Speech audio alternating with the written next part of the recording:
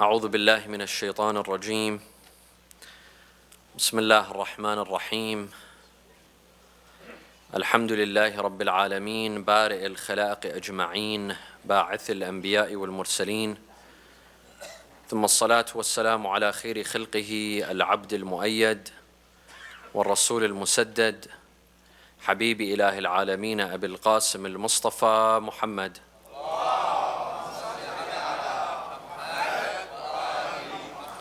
وعلى أهل بيته الطيبين الطاهرين وصحابته المنتجبين. قال الله تعالى في كتابه الكريم: بسم الله الرحمن الرحيم. قل يا أهل الكتاب تعالوا إلى كلمة سواء بيننا وبينكم ألا نعبد إلا الله ولا نشرك به شيئا ولا يتخذ بعضنا بعضا أربابا من دون الله. صدق الله العلي العظيم. صلوا على محمد وآل محمد.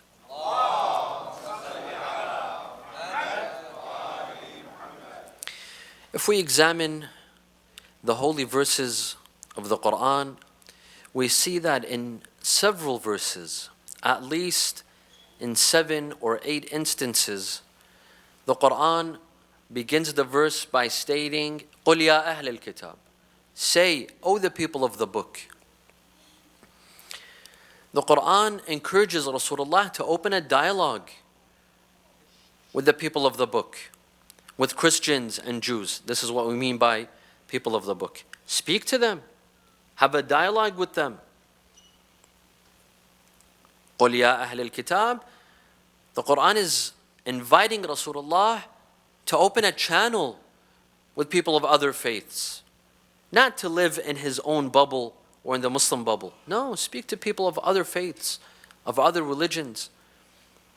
Have a debate with them, sit with them, discuss what you have in common, discuss what you have, what your differences, in several instances.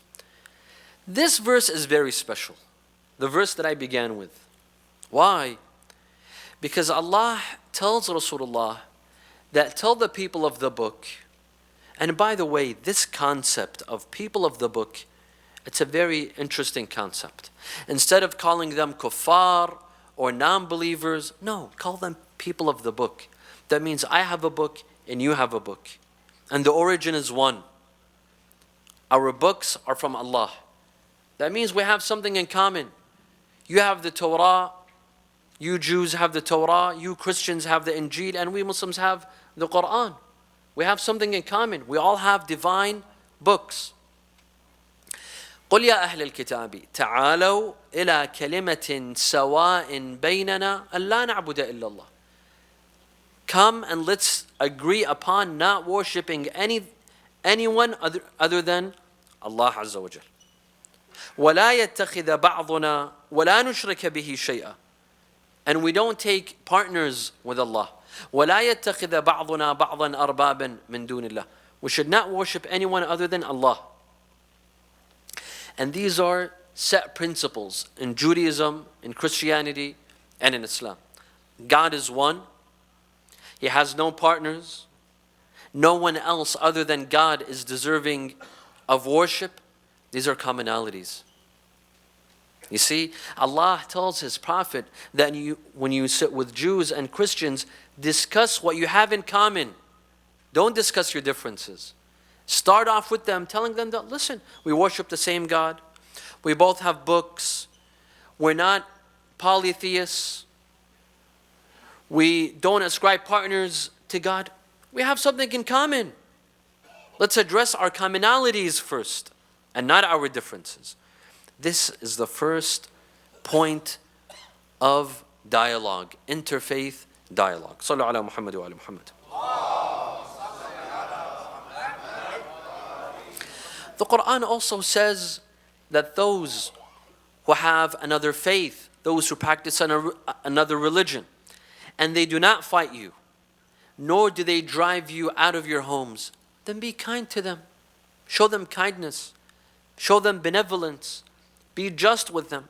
لا ينهاكم الله عن الذين لم يقاتلوكم في الدين وَلَمْ يُخْرِجُوكُم مِّن دِيَارِكُمْ أَن تَبَرُّوهُم وَتُقْسِطُوا إِلَيْهِمْ إِنَّ اللَّهَ يُحِبُّ الْمُقْسِطِينَ. Those who did not fight you, those who did not drive you out of your homes from other schools of thought, from other religions, be kind to them. Be benevolent to them. Show them kindness. This is in the Quran. One day, alaykum as-salam wa rahmatullah. One day, Amir al-Mu'mineen alayhi salam passed by with his companions. He passed by a church. He passed by a Christian church. One of his companions, he said, طالما أشرك بالله في هذا المكان. This place, God has been disrespected and has been taken as a partner in this place. God has been disrespected in this house. Amir al-Mu'mineen said, no, you're incorrect. What you said is not correct. Rather say, طالما عبد الله في هذا المكان وفي هذا البيت. Say that Allah has been worshipped in this house. Allah has been respected in this house. See, this is a church. This is a church. Islam has respect for churches, for synagogues. These are all homes of God, houses of God. As long as Allah is being worshipped and remembered, it's a house of God. Whether it's a church or a synagogue or a masjid. Allah in the Quran says, وَلَوْلَا دَفْعُ اللَّهِ النَّاسَ بَعْضَهُمْ بِبَعْضٍ لَهُدِّمَتْ صَوَامِعُ وَبِيَعُ وَصَلَوَاتٌ وَمَسَاجِدُ يُذْكَرُ فِيهَا اسْمُهُ. يُذْكَرُ فِيهَا اسْمُهُ كَثِيرًا. That if it was not for Allah's protection, synagogues, churches, temples, and mosques would have been destroyed. What are these places? These are places that Allah has been remembered numerously. وَصَلَوَاتٌ وَمَسَاجِدُ يُذْكَرُ فِيهَا اسْمُ اللَّهِ كَثِيرًا. Islam shows respect for members of other religions, for Christians, for Jews, for all religions. Islam has respect. Islam has respect for a house of worship, whether it's a masjid or a church or a synagogue or a temple. Did we not see in Iraq recently when ISIS destroyed churches in Mosul and in northern parts of Iraq? We saw the Popular Mobilization Unit, PMUs, or known as Al-Hashd al-Sha'bi. Did we not see them help their Christian brothers rebuild their churches? We saw this under the guidance of the top marja', Ayatollah Sayyid al-Sistani. We call for coexistence. Sallu ala Muhammad wa ali Muhammad.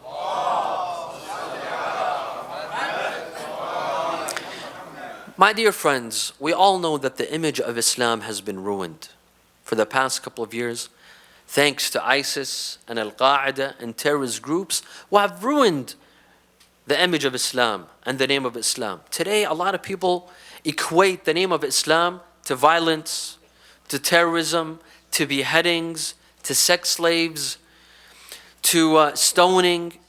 When they hear of the word Sharia law, they think Sharia law is something violent. All they know about Islam is that Islam is a religion that calls for stoning, for violence.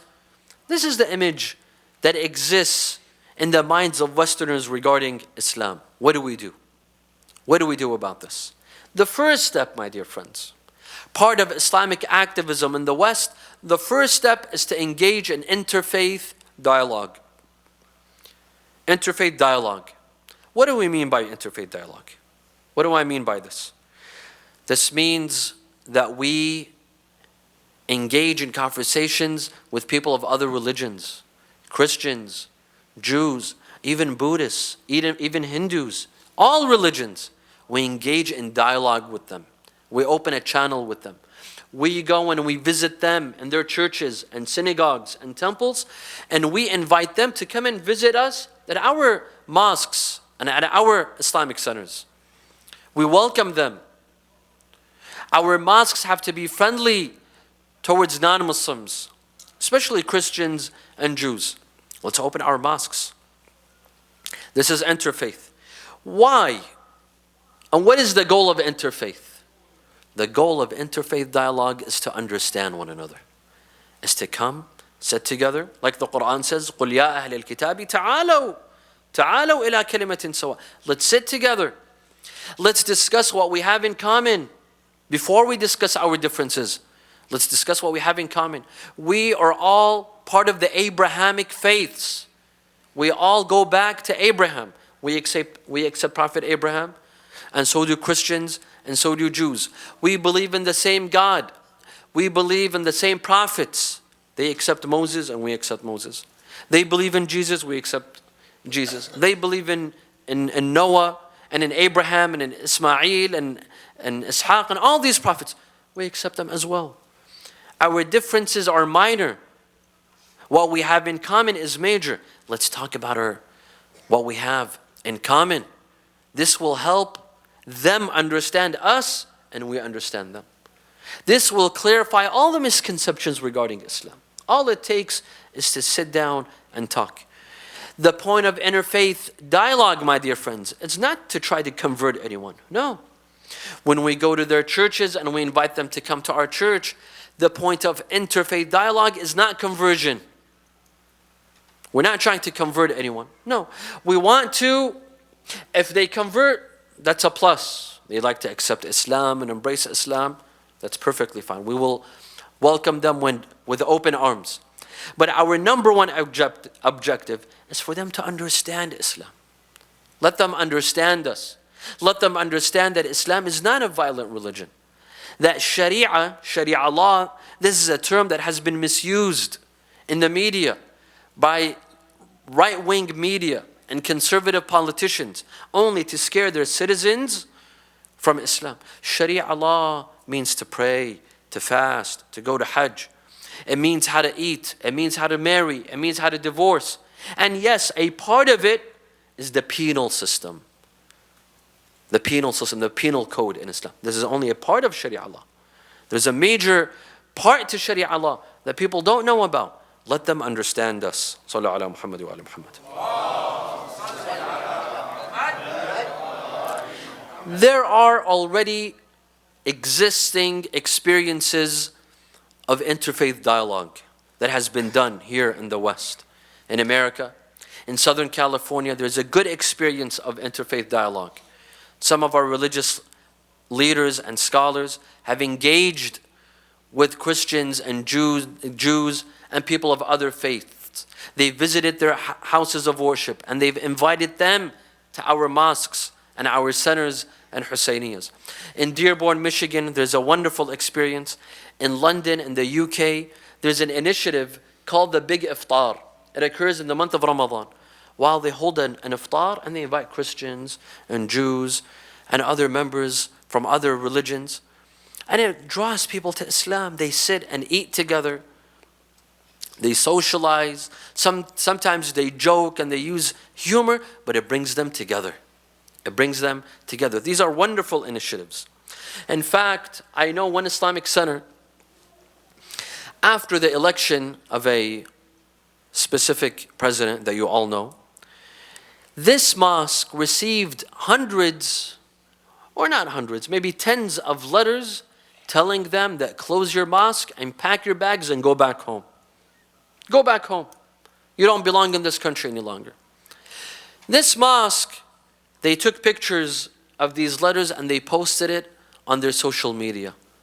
The next day, thousands of Christians and Jews from the interfaith community, they were standing outside of their mosque, holding signs of support that we are with you, that you Muslims, you belong in America. This is your home. The same way that it's our home, it's your home as well. See, this is the result of interfaith. When you stand with them at the time of need, they will stand with you at the time of need. This is how we develop peace and harmony with other religions, with other followers. And this is what we need today, my dear friends. If we want to serve Islam, we have to engage in interfaith dialogue. Let's open our mosques. Let's open our Islamic centers and Husayniyah. Let's have one night every month, an open house night. Invite your neighbors. Most of you have non-Muslim neighbors. You have a Christian neighbor or a Jewish neighbor. Invite them to your local Islamic center. Invite them. Bring them food. Sit with them. Show them the true meaning of Islam. Show them what Muslims are all about. We're peaceful people. We're law-abiding citizens. We want to live. We want to live the American dream and the Canadian dream just like them. There's no difference between us. And we have to visit them as well. Let's visit churches and synagogues and temples. We exchange visits and we have dialogue in order to understand one another. This is the only way, my dear friends. And when you go to them, tell them that ISIS does not represent us. Islam has nothing to do with ISIS. In fact, I tell a lot of my non-Muslims friends this. My American friends, or wherever I sit with American friends, or non-Muslim friends, and I talk to them about ISIS, I tell them, listen, if an ISIS member were to see me and you, a non-Muslim, were to see us and wanted to kill us, he will start off with me first, not you. That because the number one victims of ISIS and terrorism are Muslims themselves. They're Muslims themselves. ISIS started killing Muslims before they started killing non-Muslims. We are the first victims. So what does that tell you? Are ISIS genuine Muslims? No, they're not. They don't represent Muslims. They are a small faction from the Wahhabi school of thought. They don't represent others. We need to make this known to everyone that Wahhabism does not represent Islam. And it does not represent Muslims. These are an extremist group funded by specific countries, and they are the ones carrying out terrorist attacks. And fortunately, some of our countries here in the West, they support them. We have to make this known. As for the victims of ISIS, Muslims were the first victims of ISIS. The first victims of ISIS mentality and ideology was the Prophet of Rasulullah sallallahu alaihi wasallam. Imam Hussein alayhi salam, he was a victim of what? Of ISIS mentality. Of ISIS mentality. Umar bin Sa'ad receives a letter, Shaykh al-Mufid in his book Al-Irshad, he mentions this. He says that Umar bin Sa'ad, when he arrived to Karbala, he received a letter from Yazid telling him that you have to murder Al-Husayn ibn Ali. And once you kill him, chop his body into pieces. وَتُمَثِّلْ بِهِ. You cut him into pieces. Isn't this ISIS mentality? An ISIS ideology? This existed 1,400 years ago. One of the reasons why we commemorate Muharram and Ashura, these 10 nights, when we come together, this is a sign of condemnation of ISIS. When we condemn Yazid and the army of Yazid, we're actually condemning whom? ISIS. An ISIS mentality. Let's tell the world. We come together and we say this to each other. It only has so much effect. Let's make the world known. To the interfaith community, let's let them know that ISIS does not represent us. That we are the first victims of ISIS. أقول قولي هذا وأستغفر الله لي ولكم والحمد لله رب العالمين وصلى الله على محمد وآله الطاهرين.